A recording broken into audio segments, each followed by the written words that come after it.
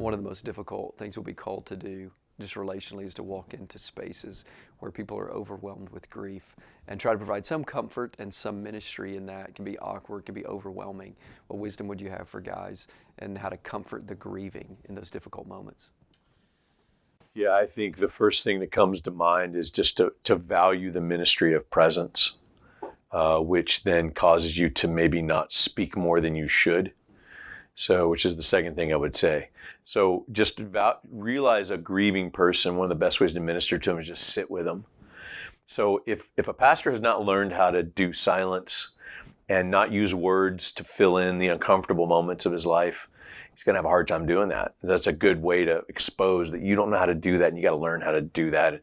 Maybe do some internal work around why is this uncomfortable for me to sit in this? But then the second is to be very careful with your words.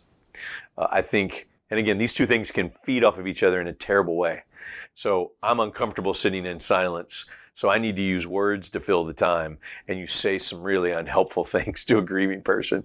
And what I just articulated is way too common, not just in people trying to be with good intentions, trying to care for grieving people, but pastors doing that because they don't know how to sit in that. So I would encourage us to be mindful that fewer words are better.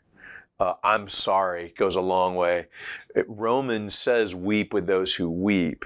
And so I think that ministry of presence and not using words is designed to be that effective because that's the command in Scripture. What have you found in dealing with, we're thinking of grieving people who have experienced a great loss, welcoming their sadness. What have you found in trying to do that with people?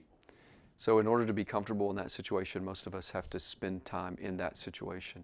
So if a person is training for ministry and not yet put in the situation, to have to be in that space and be the one who speaks, to offer to put yourself in that situation before that. So member of a local church and not in the role of pastoral ministry yet or in a role of a support, some kind of support role, then visit those who are grieving. Even when you don't have the closest relationship, but it'll mean a lot to them. So visit the funeral home regularly of the people who lose someone. And your role there really is, you don't know them very well, but your role there is to comfort them in some way by being there, tell them that you're sorry, that you'd be praying for them, do pray for them, but get comfortable in that space. And you don't want to get so comfortable that you don't have the right appreciation for the difficulty of that space for them. Or that makes you callous when you go in. You need to be aware of that. That's right. That's exactly right. Yeah. So recently I had a conversation with my daughter who's 19, my oldest daughter who's 19, and we were coming from a funeral of somebody we both dearly loved, and she was making a comment to me that a lot of her friends have never been to a funeral. They're afraid to go.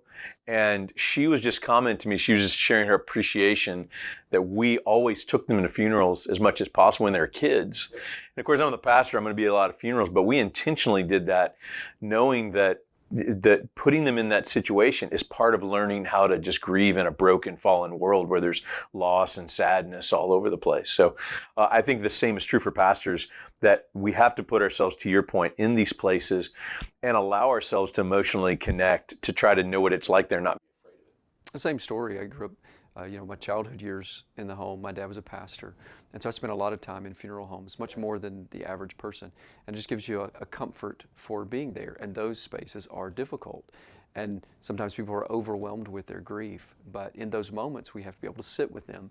And part of being able to do that is just having that awareness. And I would say that really to all of our people, to the members of our congregation, to spend time with those who are suffering loss. And even if that's not as close of a relationship with you, but foster an atmosphere in your church where when someone grieves, we all step into that moment, because that will help equip us when the person who's grieving is our best friend or a close person in our lives. But this is a critical aspect of the ministry that we have to do. But if you wait until the moment where you're required to be the one who's offering primary care to get any experience in it, it's going to be a struggle for you. Yeah, part of learning how to do this well is when you put yourself in that environment, you're forced to realize that this is okay. This is even good. This is healthy as a human being, that grieving process is part of healing and being able to let go of the grief. That was a natural part of living in a fallen world, so we're going to face it. Yeah, it's good.